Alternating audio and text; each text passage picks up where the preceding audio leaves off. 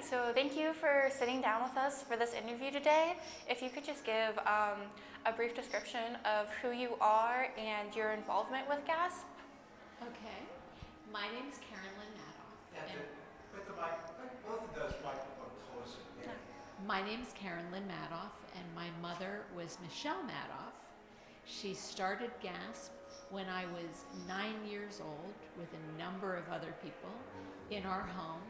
My mom was a housewife who had asthma and wasn't getting satisfactory answers from her doctors to make asthma go away.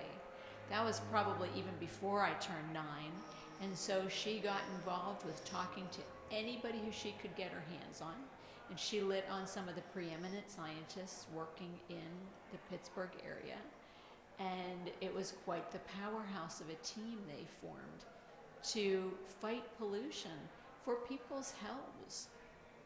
I remember stuffing envelopes, back before there were there were mail house systems. It was us, fold, stuff, lick, stamp.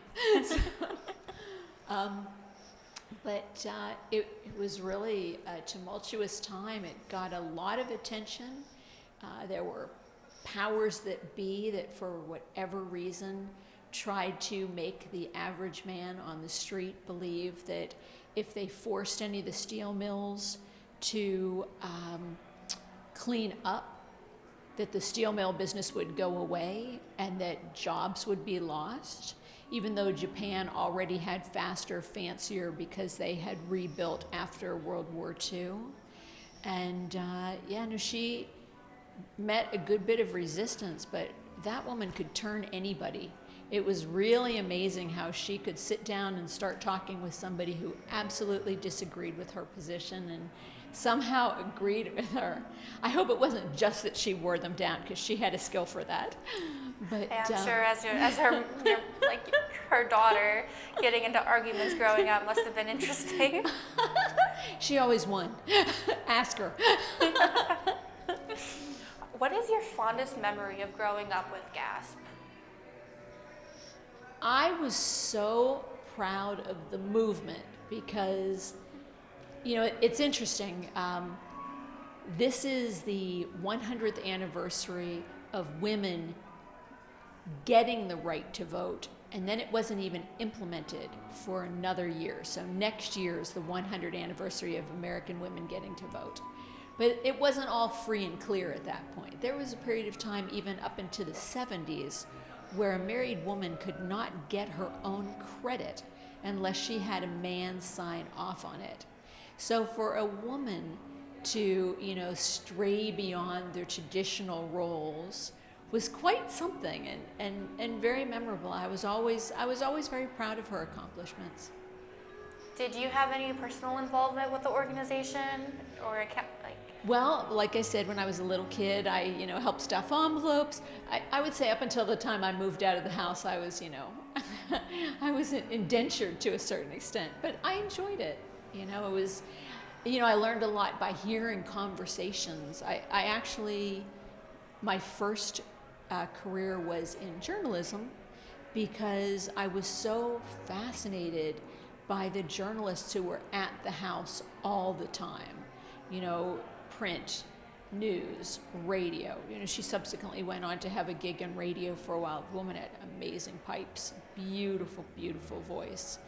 And so I always marveled at her accomplishments, and I was always happy to kick in or do whatever, although there is an infamous story, don't kill me. Somebody walked over to her when she was elected for city council the first time and said something to her like, "Well, Michelle, now you won't have to cook anymore." And it is reported that I said, "Thank God." Her skills, she had wonderful, wonderful skills from fashion to the environment, but cooking wasn't a strong suit. Yeah, it's not for everybody. That's why we use Sunbasket. They deliver the food, we cut it up, we make it. So in celebration of GASP's 50th anniversary, what do you hope the 75th anniversary or the 100th anniversary looks like? I hope the 100th anniversary looks like everybody's using solar, wind, that we're not dependent on the Middle East, that we don't have to cut these side deals with these people. Everything's one step forward, two steps back. You look back at the Carter administration where he put solar panels on the White House, and Reagan came in and his buddies in oil, they tore those solar powers off the roof. I'm hedging my bet. I have a car that I love and I needed to trade it. It was dying, and I was hoping that I drive a Mini Cooper. I was hoping that they would have a hybrid this year, but they don't. They're hoping for another couple of years. So I hedged my bets and I'm leasing a Mini for the next 3 years, and I am very hopeful that it will be, either an electric or a hybrid. We all need to do it. We all need to protect this planet. I love seeing these young kids now, like Greta, I'm terrible with last names. Greta Thunberg. Yes. It's like, I wasn't like that. My mom was like that, but she's, a young girl, and she's like, she gets it. Mm-hmm. So I hope for the best. So just as a last question here, do you have any current projects or work that you're involved with that you want to promote right now? I do not, because what I do is not tangential to, I'm a probate attorney in Los Angeles, which means I draft estate plans for people and try and help families get along, and I litigate when families can't get along, because it's amazing how some people have a different understanding of what half means. But I probably got my arguing skills from my mother.